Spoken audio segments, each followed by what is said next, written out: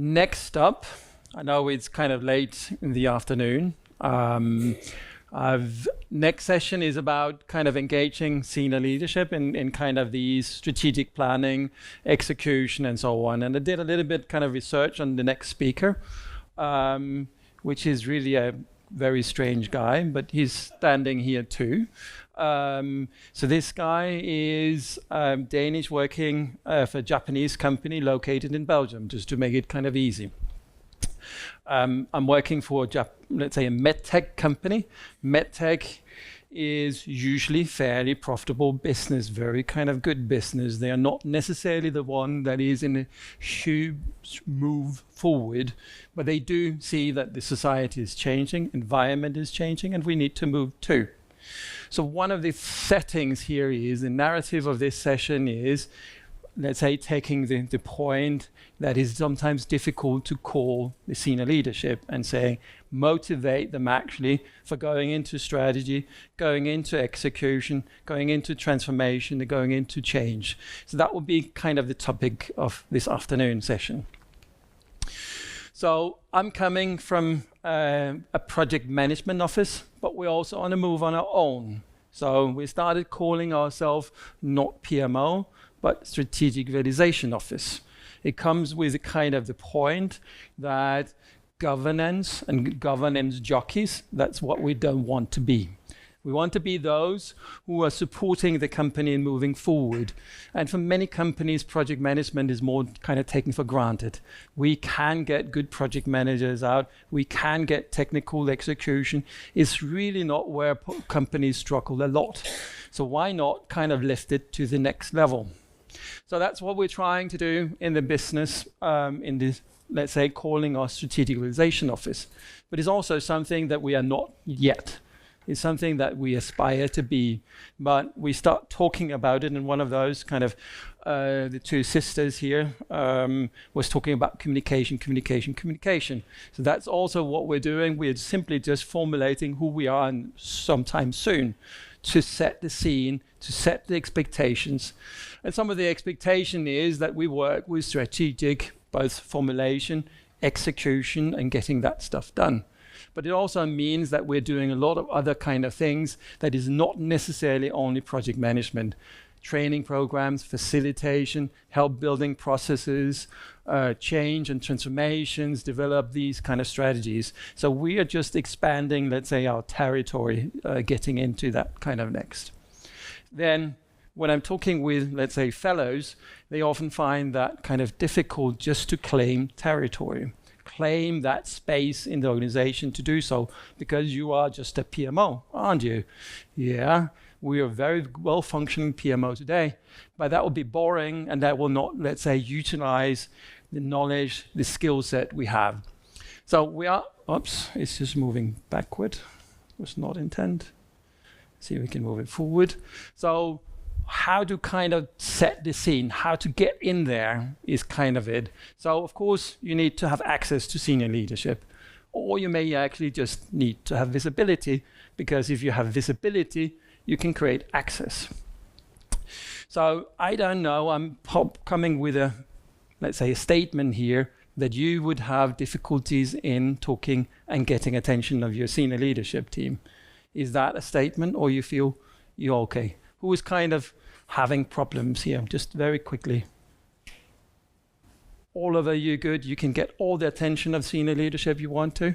There's a few at least who's not getting that part, or at least is, let's say, seeing that in kind of daily. So it's really about kind of get there, be in the room, get access to it, but it's also about kind of this part of engaging. If you don't do it, they don't see it.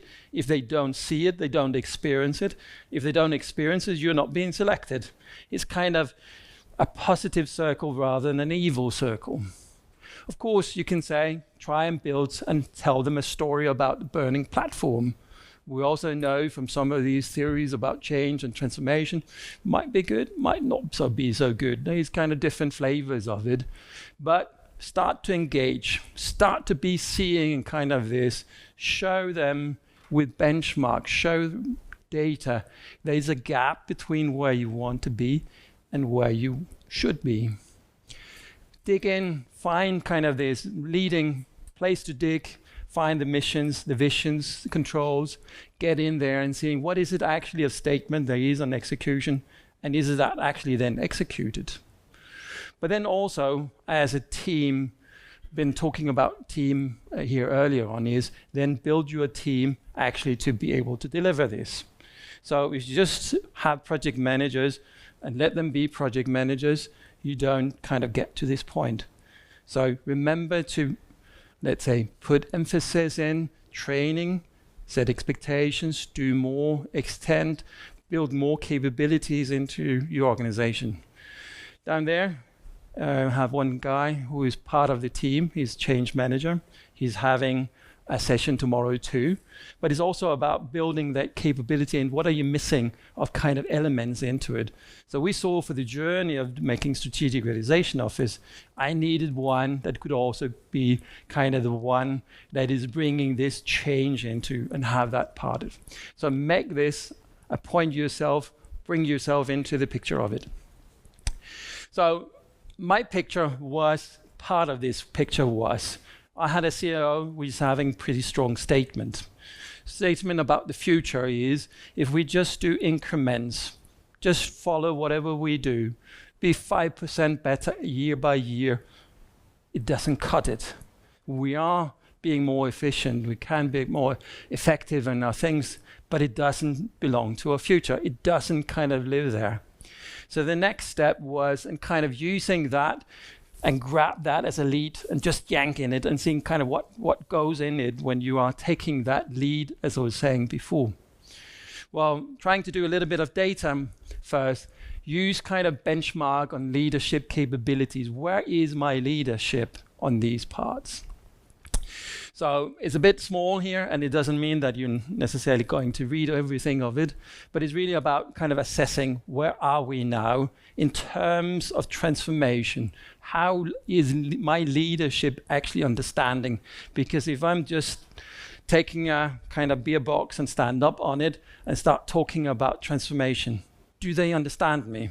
Do they have a clue of what I'm talking about?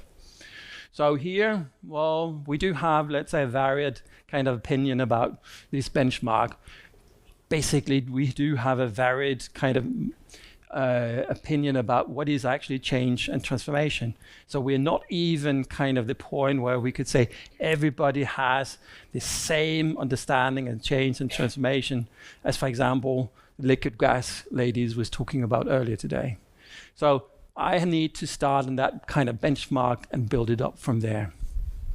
So do we have a defined vision objectives? Yeah, we do have some long-range planning, a starting point, but we could be more visionary.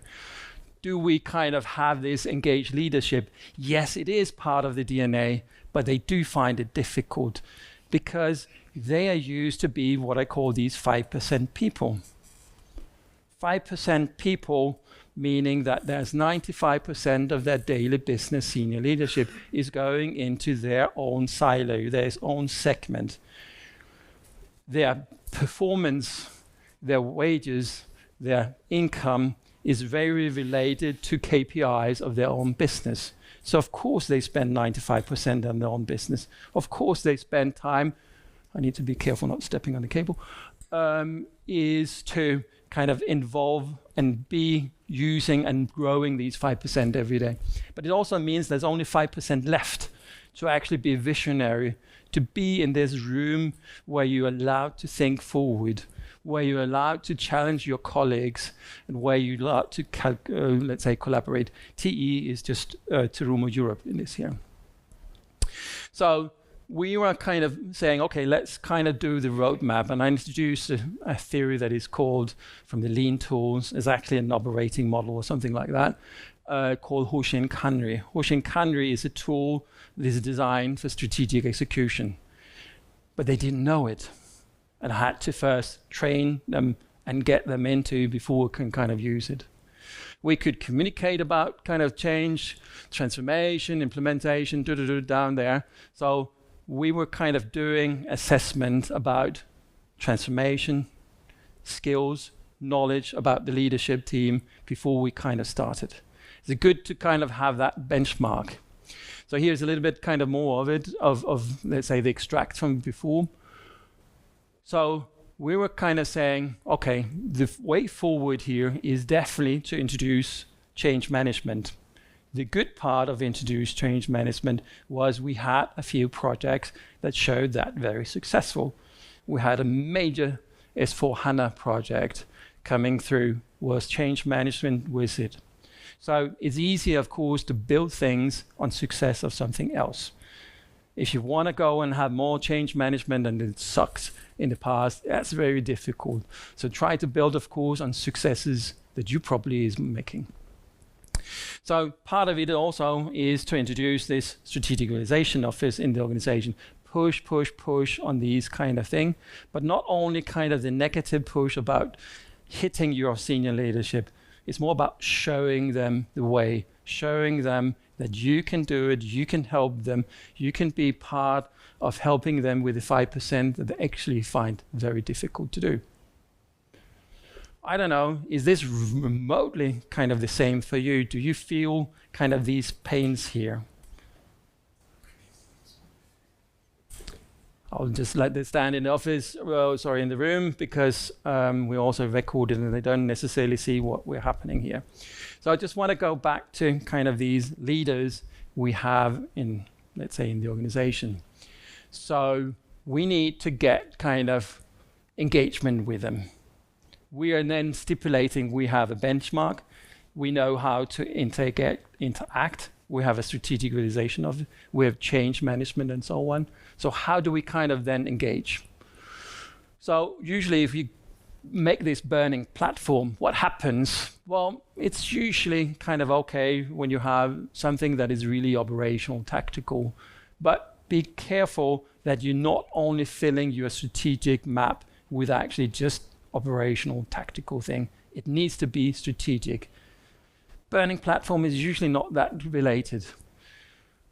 We are kind of behind. So I was talking about medtech company that is seeing that the danger of the new coming, and we don't move that fast.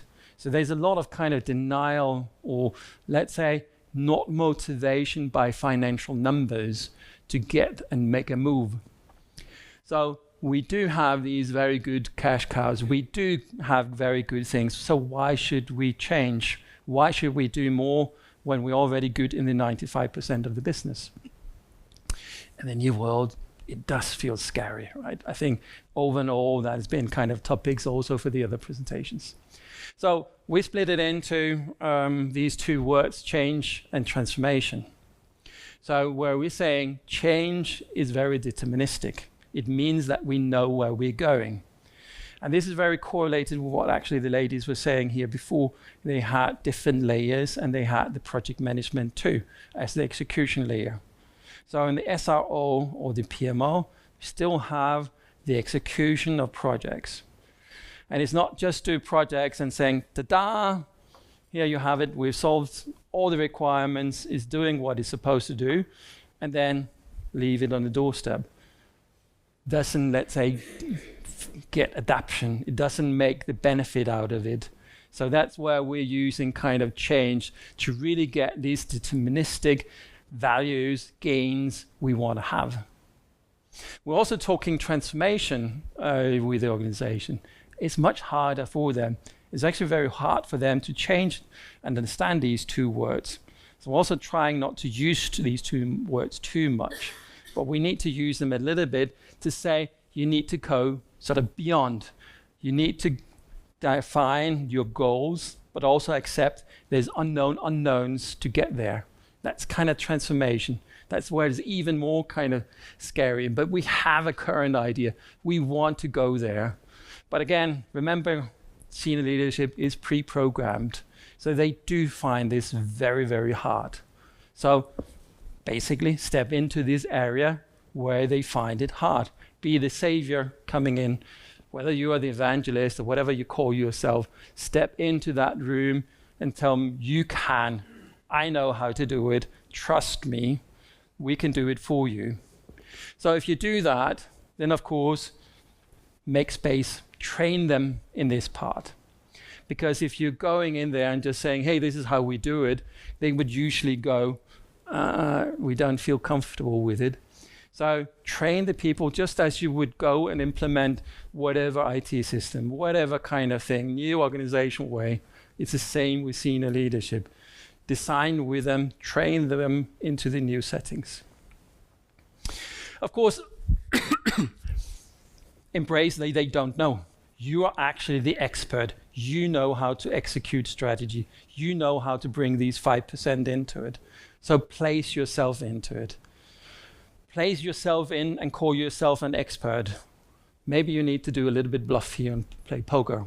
I don't know. I'm luckily the one in the company that is the only Danish person. So I'm just saying this is the Danish way. And they tend to believe it. But it has actually nothing to do with it, right? They don't know yet, but sometimes they know, they figure out, and they're just looking, just like kind of dog, with their hat. But the essence is, we need to get them this kind of denial, anger, bargaining, depression, and all the traditional kind of change management curve. And we need to hold their hands. We need to make them feel kind of comfortable. But also, we can just not be in the comfort. We cannot be in the kumbaya setting where we're just sitting and hold around the bonfire. So we need to push. I'm saying push being medium annoying. So the project managers and team, they'll always call them medium annoying. If they're just kind of the mummy and so on and not pushing, we're not getting the projects done. So we're using that recipe here to be medium annoying. It's a very fine kind of barrier where you need to be pushed, because if you're too annoying, they'll go back in their safe zone and they will have difficult more to look forward what is happening. So there's a balance you really need to feel.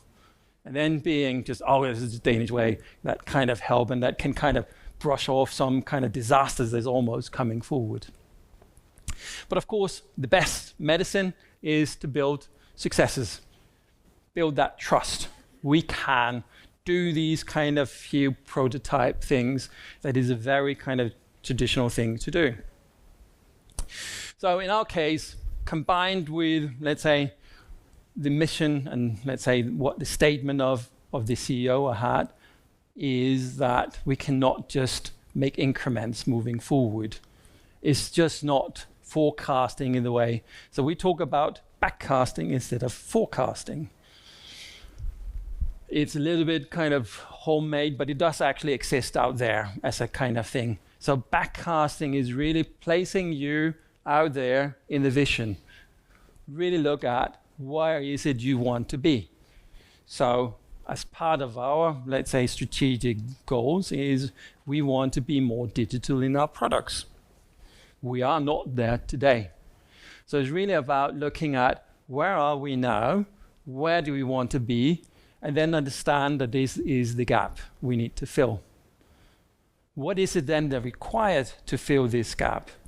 Well, we actually try to go backwards and saying, in nirvana, in the ideal setting, we know we have knowledge about digital product, digital marketing, digital whatever kind of things.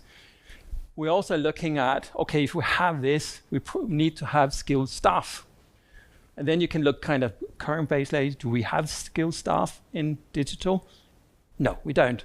Okay, that means we need to have skilled staff, we need to train staff, we need to find staff, so you can kind of go back to it. If you were just doing, let's say, projection forward, you would make an increment, but you may not make the right step towards your future goal. You may say, okay, digital means that I need certain staff. You start building them. But here you're actually having a very designed approach to your future. What is it really you can do? And you can kind of traverse back and forward and saying, if I have this, will this actually be enabled? So it's a kind of mind thing. And of course you can guess, this is not easy. It's actually very, very difficult. And it means that you need to have workshops. You need to allow yourself that you call in senior leadership for 1 or 2 days workshop. Is that easy to get access to?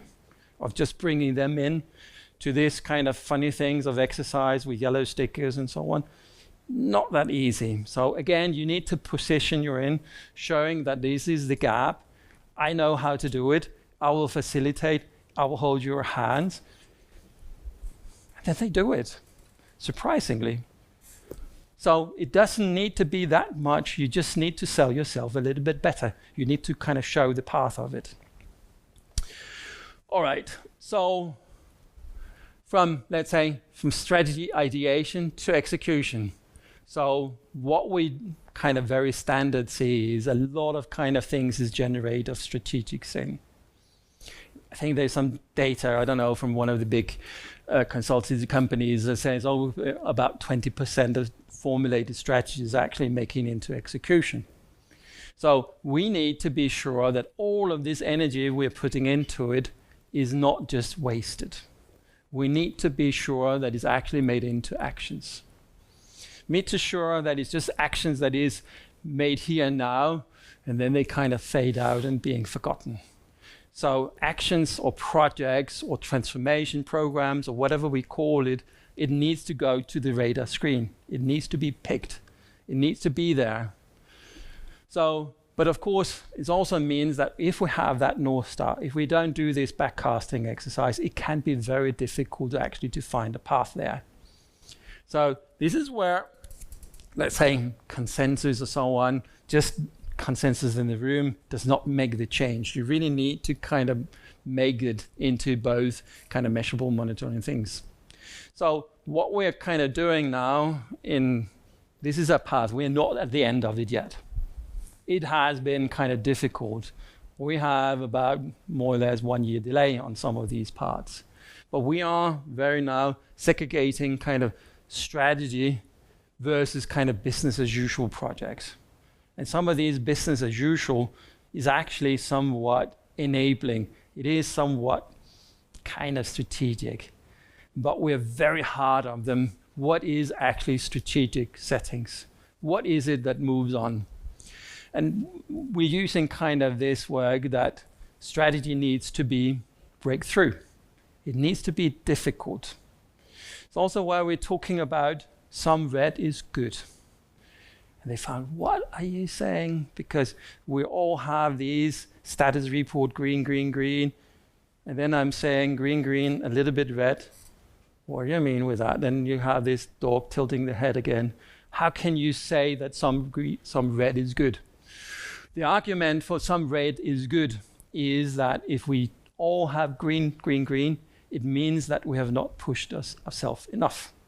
It's just too easy. We have not kind of challenged the organization really to move.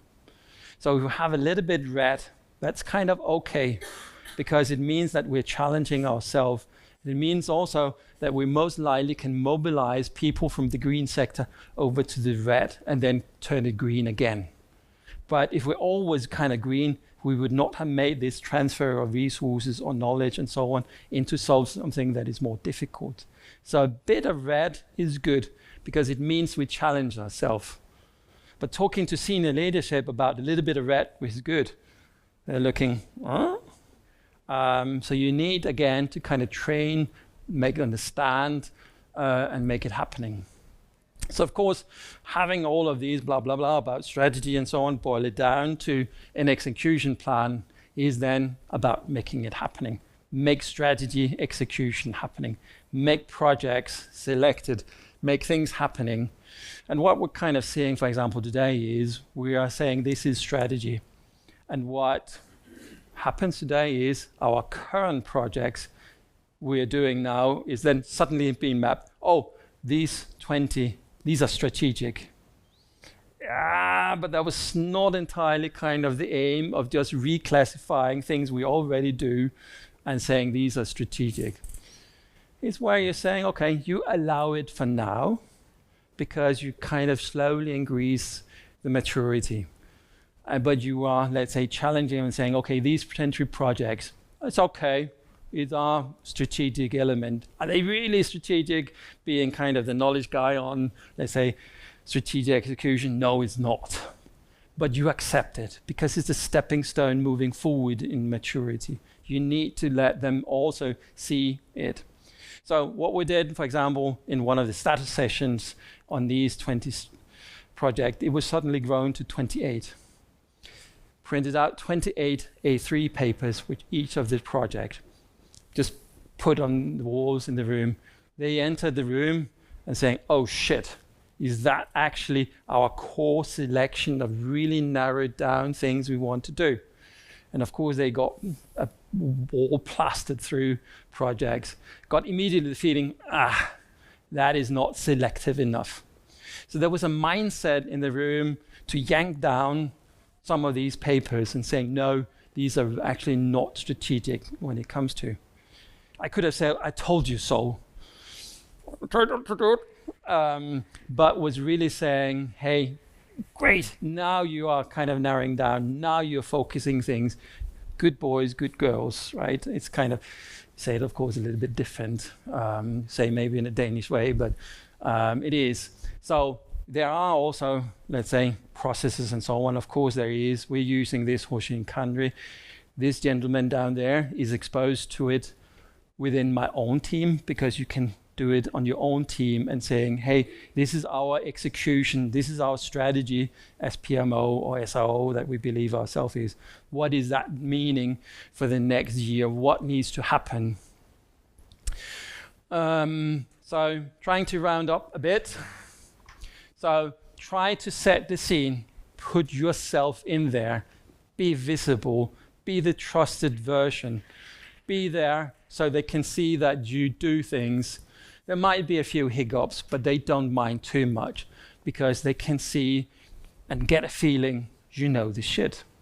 Whether you do it or not, it's something different. As long as you kind of appear forward, trust yourself, trust your team, go into this discussion about change, just what is of change that is, let's say, in the execution, and what is also the transformation.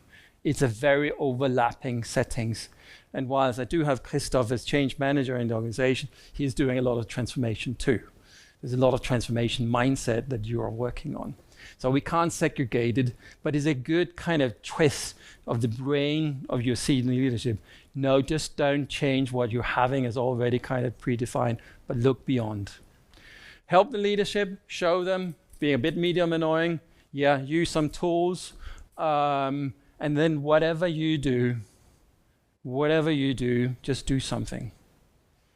Just do small steps, but we also know that kind of humans find it difficult. So the last one is for you.